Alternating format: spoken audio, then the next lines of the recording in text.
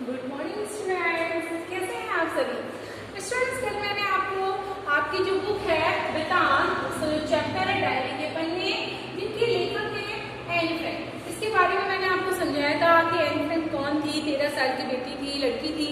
यहूदी का उसके बाद बहुत यातना करते थे, यानी कि उसको बहुत अत्याचार करते थे, और उसने एक डायरी लिखी थी, है ना, जो काफी सारे नामों से प्रसिद्ध हुई थी। कल की वीडियो में मैंने आपको बताया था। और जो हमारी जो ये है डायरी के पन्ने, अर्थात हमारे किस नाम से प्रसिद्ध हुई बच्चों? वो प्रसिद्ध हुई है डायरी के पन्ने से। तो आइए इस चैप्टर को आज हम समझने की कोशिश करते हैं, जो है एन फ्रैंक नाम की एक लड़की ने लिखी थी। डायरी के पन्ने। बुधवार 8 जुलाई 1942। प्यारी किट्टी। प्यारी किट्टी कौन थी? उसकी गुड़िया थी। वो अपनी गुड़िया को संबोधित करते हुए ये डायरी हमेशा लिखा करती थी।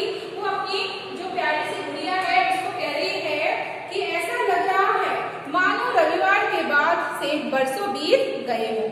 इतना कुछ हो गया कि जैसे पूरी दुनिया उलट पुलट हो गई है। वो अपनी जो गुड़िया है उसको संबोधित करते हुए कह रही है कि रविवार के बाद ऐसा लग रहा है, अर्थात जो संडे आया है उसके बाद मुझे ऐसा प्रतीत हो रहा है, ऐसा अनुभव हो रहा है कि जो पूरी दुनिया है वो उलट पुलट गई है। लेकिन जैसा कि तुम देख सकती हो किट्टी, मैं जिंदा हूँ। लेकिन वो साथ में उसको ये भी कह रही है कि किट्टी, तुम जैसा कि देख रही हो, मैं तो क्या हूँ, जिंदा हूँ। लेकिन ये मत पूछो कि कहाँ और कैसे हूँ। मैंने आपको बताया था जब वो अज्ञातवास के लिए जाते हैं उससे 1 महीने पहले ही वो इस डायरी को लिखना शुरू करती है, जो उसको उपहार में मिली थी। तो वो उस समय अपनी बातें लिख रही है कि तुम मुझसे ये मत पूछो कि कहाँ और कैसे। मैं जो कुछ भी कह रही हूँ उसमें शायद ही कोई बात तुम्हारे पल्ले पड़े, इसलिए मैं तुम्हें शुरू से बताती हूँ कि रविवार की दोपहर को क्या हुआ था। वो अपनी गुड़िया को संबोधित करते हुए, यानी उससे बातें करते हुए उस डायरी में लिखती जा रही है कि अरे यार, मैं जो बातें करूंगी वो शायद तुम्हारी समझ में नहीं आएगा, इसलिए तुम थोड़ी सी कंफ्यूज हो जाओगी, तो मैं शुरू से तुम्हें सारी बातें समझाती हूँ कि रविवार की जो दोपहर थी उस दिन क्या हुआ था। वो बता रही है 3 बजे थे, हेलो जा चुका था। हेलो एक लड़के का नाम था। हेलो जा चुका था, लेकिन मैं दोबारा फिर से आने वाला था। तभी दरवाजे की घंटी बजी। चूंकि मैं बालकनी में धूप में अलसाई से बैठी पड़ रही थी, इसलिए मुझे घंटी की आवाज सुनाई नहीं दी। वो कह रही है कि मैं बालकनी में बैठ के कुछ पढ़ रही थी। अलसाई से मतलब जैसे आलस आ जाता है, अपन बुक्स लेके बैठ जरूर जाते हैं। तो बोली कि जो घंटी बजी तब मुझे उसकी सुनाई नहीं दिया। कुछ देर बाद रसोई के दरवाजे पर मार्गोट नजर आई। उसने कहा वहां मार्गोट नजर आई रसोई के दरवाजे पे। मैं बहुत ही गुस्से में थी और पापा को ASS से बुलाए जाने का नोटिस मिला था। उसके जो पापा थे, मार्गोट उसकी जो थी बड़ी बहन थी बच्चों, और उसके पापा को AS से बुलाने का नोटिस मिला था। वह फुसफुसाई, माँ मिस्टर वॉन दान को देखने गई हुई है ना। उसने कहा धीरे से कि जो मम्मी है किसी को देखने गई है, जिनका नाम क्या था बच्चों? Mister von. मिस्टर वॉन दान पापा के बिजनेस पार्टनर हैं और उनके बहुत अच्छे दोस्त हैं। मैं अवाक रह गई थी। बुलावा, उसने सोचा पापा को बुलावा आया है। हर कोई जानता था कि बुलावे का क्या मतलब होता है। यातना शिविरों के नजारे और वहां की कोठरियों के दृश्य मेरी आंखों के आगे तैर गए थे। हम अपने पापा को इस तरह की नियति के भरोसे कैसे छोड़ सकते हैं। उन्हें का जब बुलावा आया है, इसका मतलब ये हुआ कि हम अपने पापा को इन सारी परेशानियों में कैसे डाल सकते हैं। हम उन्हें हरगिज नहीं जाने देंगे, मार्गोट ने उस वक्त कहा था। जो उसकी बड़ी बहन थी कि वहां पे इतनी यातनाएं वगैरह परेशानियों को देखने मेरे पापा बिल्कुल नहीं जाएंगे। तो उसकी जो बड़ी बहन है उसने कहा था कि जब वह ड्राइंग रूम में माँ की राह देख रही थी, माँ मिस्टर वॉन दान से पूछने गई है कि हम कल ही छुपने की जगह पर जा सकते हैं। उस समय बच्चों युद्ध होने वाला था उस जगह पर, और युद्ध की वजह से सभी लोग अपने अपने को सुरक्षित करने की कोशिश कर रहे थे। तो उसकी माँ जो थी उनके पापा के पार्टनर के पास उनसे मिलने जाती है और कहती है कि वहां पर हम कोई उनसे बात करने जाते हैं कि हमें कोई छुपने की जगह मिल सकती है क्या। वॉन दान परिवार भी हमारे साथ जा रहा है। हम लोग कुल मिलाकर 7 लोग होंगे। मौत, हम आगे की बात ही नहीं कर पाए। फिर वो दोनों बहनें क्या हो गई, आपस में बात कर रही थी और फिर उसके बाद वो चुप हो गई। ये ख्याली पापा योधी अस्पताल में किसी को देखने गए हुए हैं। मेरे मन में ये ख्याल आया कि जो पापा हैं योधी अस्पताल में वहाँ किसी को देखने गए हुए हैं और माँ के लिए इंतजार की जो घड़ियां हैं, लंबी घड़ियां, गर्मी, सस्पेंस, इन सारी चीजों ने हमारे शब्द ही हमसे छीन लिए थे। तभी दरवाजे की घंटी बजी। यह हेलो ही होगा, मैंने कहा था। फिर अचानक से दरवाजे की घंटी बजती है तो लड़की जो एन है वो सोचती है कि अच्छा अब हेलो आया होगा। दरवाजा मत खोलो, मार्केट ने हैरान होते मुझे रोका। मैं हैरान हो गई और मार्केट ने मुझे कहा कि तुम जाके दरवाजा मत खोलो, लेकिन इसकी जरूरत नहीं थी क्योंकि हमने नीचे से माँ और मिस्टर वान दान को हेलो से बात करते हुए सुन लिया था। तब दोनों ही भीतर आए और अपने पीछे दरवाजा बंद कर दिया।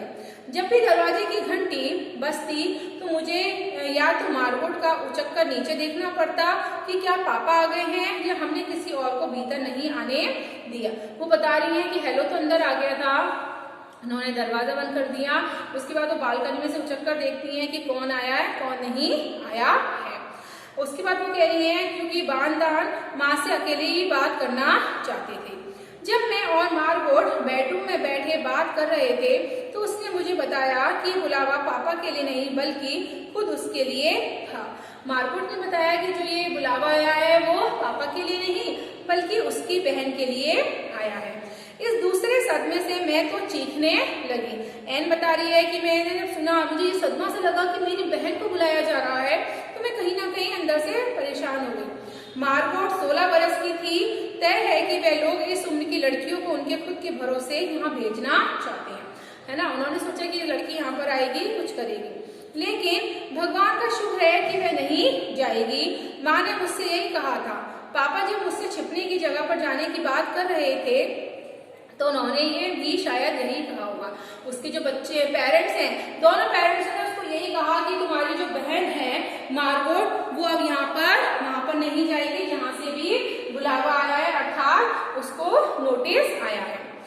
अज्ञातवास हम कहाँ जाकर छुपेंगे? शहर में, किसी के घर में, किसी पर छती पर, कब, कहाँ, कैसे? ये बहुत सारे सवाल थे जो मैं पूछ नहीं सकती थी, लेकिन फिर भी ये सवाल मेरे दिमाग में बुला रहे थे। वो छोटी थी, बच्चों 13 साल की थी, 13 साल की थी उस समय थी, 2 साल हो रही थी। वो कितने साल की थी उस समय? 11 साल की थी जब वो लोग ज्ञातवास के लिए गए थे। तो उसके दिमाग में बहुत सारे ऐसे सवाल थे कि अगर हम लोग छुपने के लिए जा रहे हैं, कहाँ जाएंगे, कैसे जाएंगे? बहुत सारे सवाल उसके दिमाग में घूम रहे थे। मार्गोट और मैंने अपनी बहुत ज़रूरी चीज़ें एक थैले में भरनी शुरू कर दी। जाहिर सी बात है, जो बहुत इंपॉर्टेंट चीज़ें होती हैं उनको कहीं ना कहीं हम अपने साथ ले जाते हैं। मैंने सबसे पहले अपने थैले में ये डायरी ठूसी। उसके बाद मैंने कलर, रुमाल, स्कूली किताबें, एक कंघी और कुछ पुरानी चिट्ठियाँ थैले में डाली। मैं अज्ञातवास में जाने के ख्याल से इतनी अधिक आतंकित थी, यानी कि बहुत ज्यादा डरी हुई थी वो, कि मैंने थैले में अजीबो-गरीबो चीजें भर डाली। फिर भी मुझे अफसोस नहीं है। स्मृतियां मेरे लिए पोशाकों की तुलना में ज्यादा मायने रखती हैं। तब हमने मिस्टर क्लीनमैन को फोन किया कि क्या वे शाम को हमारे घर आएंगे। वो लड़की कह रही है कि मैं इतनी डरी हुई थी और मैंने अपने जो थैला था उस थैले में बहुत अजीब अजीब चीजों को क्या कर लिया था, भर लिया था। मतलब मेरे लिए कपड़ों से ज्यादा महत्व क्या थी कि स्मृतियां, मेरी यादें। और उसने फोन किया मिस्टर क्लीनमैन को कि क्या वो हमारे घर आ रहे हैं। वो उनसे पूछने लगे। मिस्टर वॉन डाउन चले गए ताकि मिएव को लिवा ला सके, है ना। मिएव आई और वादा किया कि वे रात को एक बार फिर आएगी। वे अपने साथ जूतों, ड्रेसों, जैकेटों, अंडरवियरों तथा स्टॉकिंग्स से भरा एक थैला लेकर आई। इसके बाद हमारे फ्लैट में सन्नाटा छा गया, अर्थात बिल्कुल कोई नहीं बोला। हम में से किसी भी की खाना खाने की इच्छा नहीं हो रही थी। सब लोग अपनी अपनी पैकिंग कर रहे थे और किसी को भी खाना खाने की इच्छा नहीं हो रही थी। मौसम अभी भी गर्म था और सारी चीजें जैसे हमारे लिए अजनबी होती जा रही थी। मौसम गर्म था और जो चीजें थी वो कहीं ना कहीं हम दूर होते जा रहे थे, उनसे अनजान बनते हुए जा रहे थे, अर्थात अजनबी बनते जा रहे थे।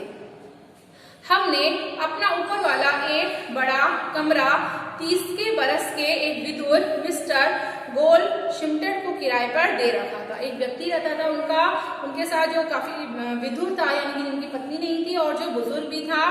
तय था कि उसे उस शाम को कोई काम धंधा नहीं था, अतः उस शाम को उसे कोई काम नहीं था। इसके बावजूद, हमारे कई इशारों के बावजूद वह रात 10 बजे तक वहीं पर मंडराता रहा। हमने उसको काफी सारा इशारा किया, समझाया, लेकिन फिर भी वो वहां पर रात के 10 बजे तक रहा। मिएप और जॉन गेज रात 11 बजे आए। मिएप 1933 से पापा की कंपनी में काम कर रही थी और इसलिए पापा के करीबी दोस्तों में से थी। मिएप जो थी उनके पापा की दोस्त थी। उसके पति जॉन भी पापा के बहुत अच्छे दोस्त थे और एक बार फिर जूते, स्टॉकिंग्स, अंडरवियर और किताबें मिएप के गहरे बैग और जॉन की जेबों में गायब हो रही थी। यानी कि जो जॉन थे वो अपना ये सारा सामान अपने जेब में रख रहे थे। 11:30 बजे वे खुद भी विदा लेकर चले गए। जब 11:30 बजे तब उसके पापा की फ्रेंड और उनके जो पति थे जॉन, वो दोनों विदा लेकर क्या हो गए बच्चों, चले गए। मैं बुरी तरह से थक गई थी, फिर भी एक बात मैं अच्छी तरह जानती थी कि रात मेरे लिए बिस्तर में मेरी आखिरी रात है। सुबह से हम थोड़े से परेशान होते हैं, टेंशन में होते हैं, तो जाहिर सी बात है हम थक जाते हैं।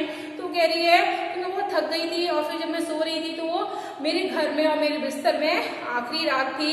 मैं जैसे घोड़े बेचकर सोई। मेरी नींद अगली सुबह 5:30 बजे मार्गोट के जगाने पर ही खुली। घोड़े बेचकर सोना मतलब सारी चिंताएं फिक्र होकर हम सो जाते हैं। वो कह रही है फिर अगले दिन मैं सुबह 5 बजे उठी, वो भी 5:30 बजे मेरी बहन ने मुझको जगाया। किस्मत से ये सुबह रविवार की तरह गर्म नहीं था। जैसे रविवार यानी उस दिन का रविवार की बात बता रही थी वो, अभी तक अब सोमवार आ गया। सोमवार का जो दिन था वो गर्म नहीं था। दिन भर गर्म बरसात की फुहारें पड़ती रही। हम चारों ने अपने बदन पर इतने ज्यादा कपड़े ले लिए थे मानो हम रात फ्रिज में गुजारने जा रहे हों।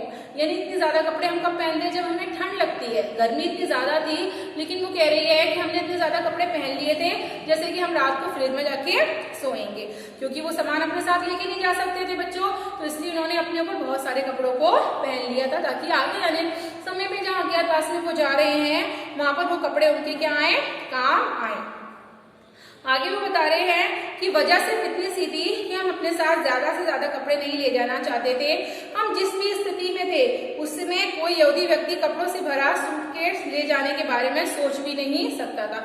मतलब जैसी भी परिस्थितियां थी, है ना बच्चों, तो वो अपने साथ अपने कपड़े, सूटकेस वगैरह नहीं ले जा सकता था।